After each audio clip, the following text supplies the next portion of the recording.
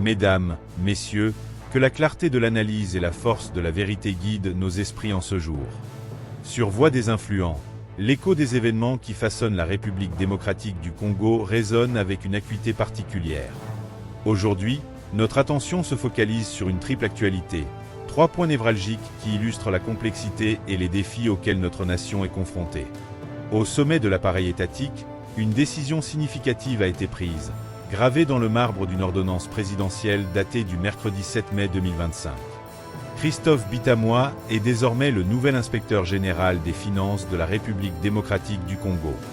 Cette nomination, loin d'être une simple formalité administrative, marque un tournant potentiel dans la gestion des finances publiques de notre pays. L'Inspection générale des finances, IGF, est un organe crucial, le bras armé de la nation dans la lutte contre la corruption et les malversations financières. Son rôle est de scruter, d'auditer et de dénoncer toute irrégularité qui pourrait compromettre les ressources de l'État et par conséquent, le bien-être de chaque citoyen congolais.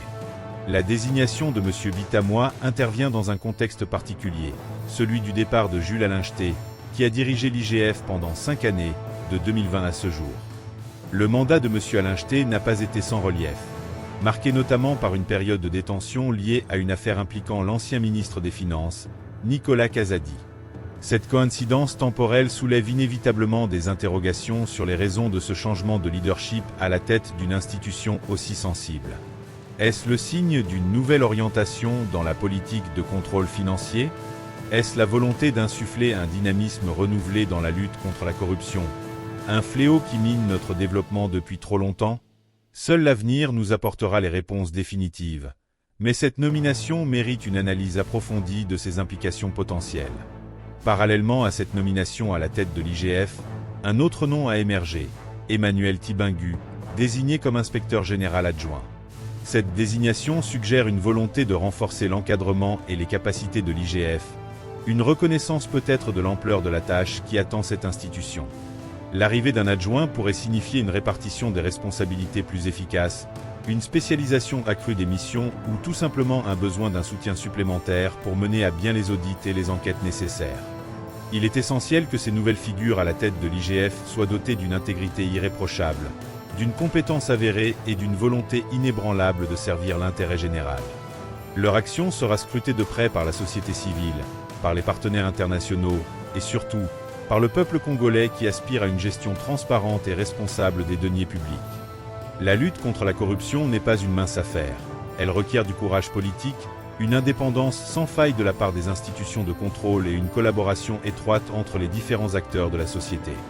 La nomination de Christophe Bitamwa et d'Emmanuel Tibingu représente une opportunité de réaffirmer l'engagement de la République démocratique du Congo dans cette lutte cruciale pour son avenir. Il est impératif que ces nouveaux responsables soient soutenus dans leur mission et qu'ils disposent des moyens nécessaires pour mener à bien leurs investigations, sans craindre les pressions ni les tentatives d'intimidation. L'enjeu est de taille. Il s'agit de restaurer la confiance des citoyens dans leurs institutions, d'attirer les investissements nécessaires au développement économique et social, et de garantir que les richesses de notre pays bénéficient à tous et non à quelques privilégiés. L'histoire de la RDC est parsemée d'efforts louables mais souvent entravés dans la lutte contre la corruption. Espérons que cette nouvelle équipe à la tête de l'IGF saura tirer les leçons du passé et mettre en œuvre des stratégies efficaces pour endiguer ce fléau et ouvrir la voie à une gouvernance plus saine et plus prospère. La vigilance de tout reste de mise, car la lutte contre la corruption est un combat de longue haleine qui nécessite l'engagement constant de chaque Congolais. Au cœur de la sphère politique congolaise, une controverse passionnée a éclaté, mettant en lumière les tensions et les interprétations divergentes de notre système judiciaire. Vital Kamerhe, figure politique de premier plan, n'a pas mâché ses mots pour critiquer publiquement Dieudonné Kamueta, le président de la Cour constitutionnelle, concernant la procédure judiciaire visant l'ancien Premier ministre Augustin Matata Ponyo Mapon. Les propos de M. Kamerhe, tenus lors d'une plénière dont la teneur a rapidement circulé, soulèvent des questions fondamentales sur l'autorité de la Cour constitutionnelle, l'interprétation de la loi et le respect des immunités parlementaires. Au centre de cette dispute se trouve le procès de M. Matata Ponyo, une affaire complexe aux ramifications politiques et juridiques importantes. Vital Kamerhe a explicitement remis en question la légitimité du président Kamueta à interpréter la loi, une prérogative pourtant généralement reconnue à la plus haute juridiction constitutionnelle de notre pays. En soulignant que les immunités de M. Matata Ponyo, en sa qualité de député national, n'auraient pas été levées conformément à la loi, M. Caméré ouvre un débat crucial sur le respect des procédures constitutionnelles et sur la séparation des pouvoirs. Ces arguments, développés avec une conviction palpable, mettent en lumière une potentielle faille dans la procédure judiciaire, une omission qui pourrait avoir des conséquences significatives sur la validité de l'ensemble du processus. L'insistance de M. Caméré sur le fait que l'Assemblée nationale n'aurait pas été officiellement informée par la Cour constitutionnelle du dossier Matata Ponyo ajoute une dimension institutionnelle à cette controverse. Selon ses dires, c'est l'intéressé lui-même, présent en plénière, qui aurait informé les députés de sa convocation devant la justice. Cette manière de procéder, si elle est avérée, pourrait être interprétée comme un manquement au protocole institutionnel et comme un possible manque de considération envers le pouvoir législatif.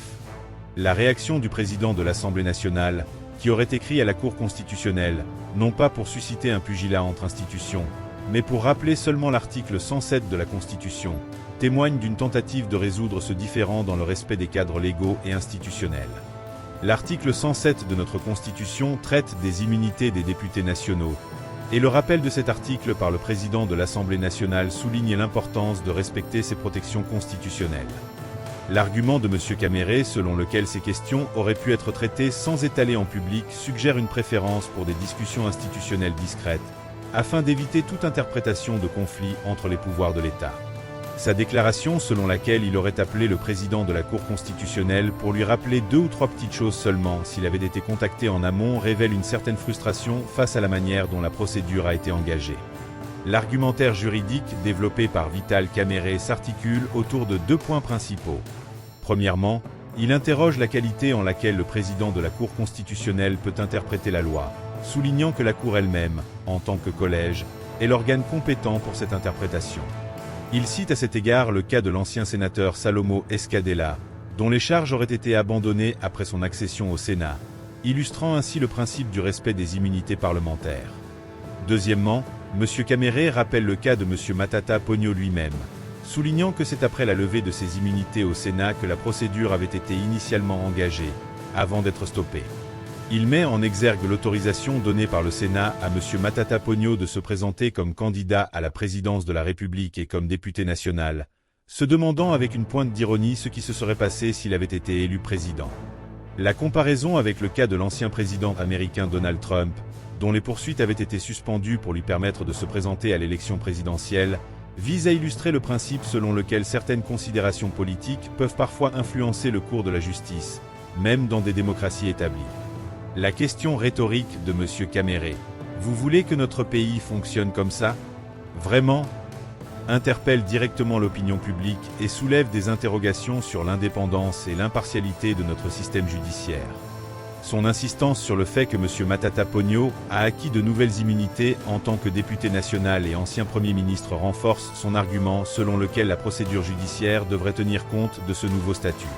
Son avertissement final, selon lequel il faudra qu'on fasse attention aux choses que nous faisons maintenant puisque demain ça peut nous rattraper nous-mêmes, résonne comme un appel à la prudence et au respect des principes fondamentaux de l'état de droit. Cette prise de position de Vital Caméré met en lumière des divergences profondes sur l'interprétation et l'application de la loi en République démocratique du Congo. Elle soulève des questions essentielles sur l'équilibre des pouvoirs, le respect des immunités parlementaires et l'indépendance de la justice. Le débat est ouvert et il est crucial qu'il se déroule dans le respect des institutions et dans un souci constant de renforcer l'état de droit dans notre pays.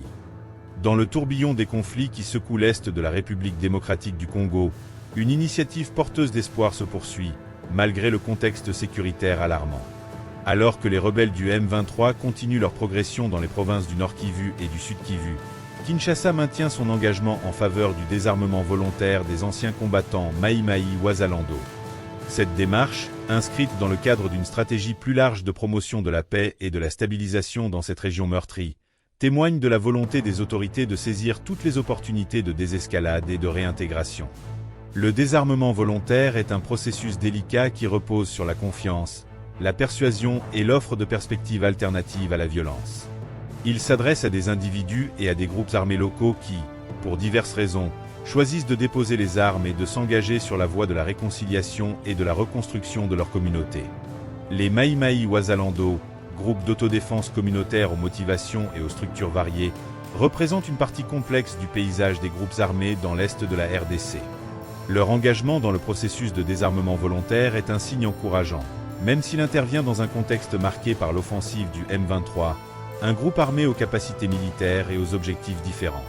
Selon les informations relayées, les rebelles du M23 auraient étendu leur contrôle territorial jusqu'à l'agglomération de Lunasangi, située sur les rives du lac Édouard, dans le territoire de Lubero. Cette avancée géographique souligne la persistance de la menace sécuritaire dans la région et les défis considérables auxquels sont confrontées les populations civiles et les forces de sécurité congolaises. Dans ce contexte tendu, la nouvelle de la reddition de 19 éléments du groupe Maïdi Mouvement d'Action Populaire, MAP, se réclamant du général autoproclamé Ami Taylor, est particulièrement significative. Ces 19 anciens combattants, dont 4 enfants, se sont rendus aux équipes du programme de désarmement, démobilisation, relèvement communautaire et stabilisation, PDDRCS, à Lubero. Cet acte individuel et collectif représente une victoire pour les efforts de persuasion et de sensibilisation menés par le PDDRCS et ses partenaires. La présence d'enfants au sein de ce groupe d'ex-combattants met en lumière une réalité tragique des conflits armés, l'enrôlement et l'utilisation d'enfants soldats. Leur prise en charge immédiate par des agences de protection spécialisées est une priorité absolue, afin de leur offrir un soutien psychosocial adapté et de faciliter leur réintégration dans leur famille et leur communauté.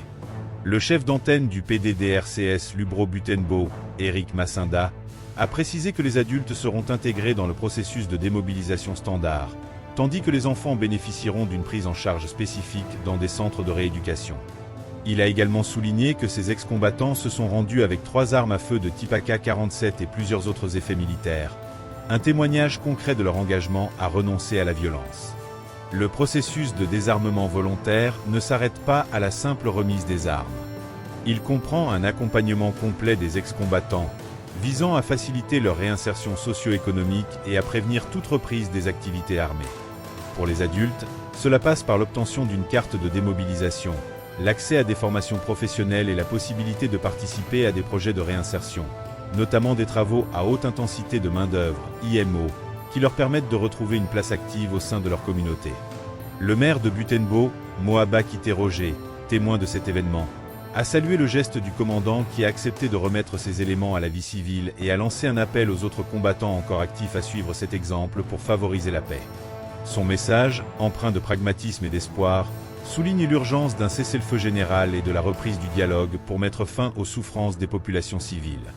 Le général autoproclamé Ami Taylor Emmanuel, qui a accompagné ces éléments lors de leur édition, s'est engagé à poursuivre la sensibilisation auprès des autres combattants pour les encourager à intégrer la vie normale ou à rejoindre les rangs des forces armées régulières en tant que Wazalando, afin de défendre l'intégrité du territoire national. Cette double perspective, réintégration dans la vie civile ou engagement dans l'armée régulière, offre des options aux ex-combattants et reconnaît la diversité de leurs aspirations et de leurs compétences. L'initiative de désarmement volontaire, bien que fragile et confrontée à des défis majeurs, représente une lueur d'espoir dans un contexte régional assombri par la violence. Elle démontre qu'une partie des groupes armés locaux est prête à emprunter la voie de la paix et à contribuer à la stabilisation de l'Est de la RDC. Il est crucial que cette dynamique soit soutenue et amplifiée par des efforts concertés de la part des autorités congolaises, de la communauté internationale et de la société civile.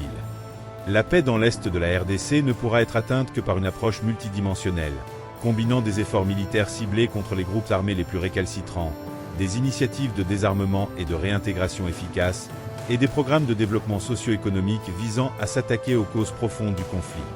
Le désarmement volontaire des Maï-Maï Wazalando, même à une échelle modeste pour l'instant, est un pas dans la bonne direction et mérite d'être encouragé et soutenu. Il rappelle que, malgré la violence et la complexité de la situation, des opportunités de paix existent et doivent être saisies.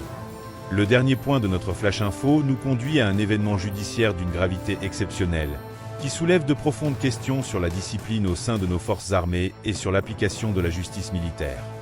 44 stagiaires du centre d'entraînement commando des Faris à Katakoli ont été condamnés à la peine de mort par le tribunal militaire de garnison de Guadolite.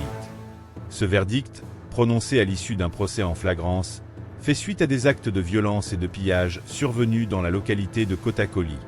Les faits à l'origine de cette tragédie remontent au mardi 23 avril, lorsqu'une pluie torrentielle s'est abattue sur Kotakoli, causant la mort par foudre de 2 stagiaires du centre d'entraînement commando, Sekodo.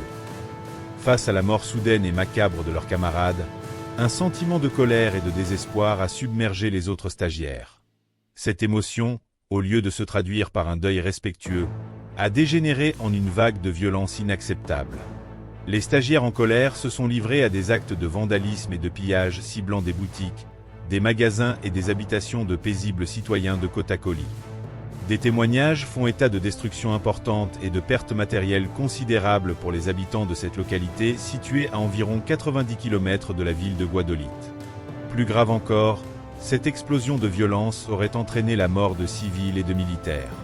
Certains stagiaires seraient allés jusqu'à détruire des magasins d'armement pour s'attaquer à la population civile environnante, qu'ils soupçonnaient, de manière irrationnelle, d'être responsables de la mort de leurs camarades foudroyés.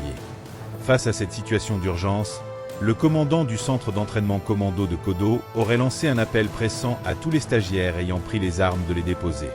C'est à la suite de cet appel que les stagiaires ont commencé à se rendre, remettant leurs armes aux autorités. Leurs noms ont été enregistrés, et ils ont été immédiatement appréhendés et déférés devant le tribunal militaire de garnison de Guadeloupe dans le cadre d'une procédure de flagrance. Le procès, qui s'est tenu à l'esplanade du CEDO, a abouti à la condamnation à mort de 44 stagiaires pour une série d'infractions graves, allant de la dissipation de munitions de guerre à la détention illégale d'armes, en passant par le meurtre, la tentative de meurtre, le terrorisme et le pillage. D'autres condamnations à des peines de prison allant jusqu'à 20 ans ont également été prononcées pour des infractions connexes. La sévérité du verdict, en particulier la condamnation à mort d'un nombre aussi élevé de personnes, a suscité une vive émotion et de nombreuses interrogations au sein de la société civile et des organisations de défense des droits de l'homme. Si la nécessité de maintenir l'ordre et la discipline au sein des forces armées est une exigence fondamentale pour garantir leur efficacité et leur professionnalisme, l'application de la peine capitale demeure une question éthiquement délicate et juridiquement contestée. De nombreux pays à travers le monde ont aboli la peine de mort, la considérant comme une violation du droit fondamental à la vie et comme une sanction irréversible et potentiellement sujette à des erreurs judiciaires. La rapidité de la procédure de flagrance, bien que justifiée dans certains cas, soulève des questions quant au respect des droits de la défense et à la possibilité pour les accusés de bénéficier d'une représentation juridique adéquate et d'un procès équitable. Il est essentiel que la justice militaire, tout en assurant la discipline au sein des forces armées, opère dans le respect des normes juridiques nationales et internationales.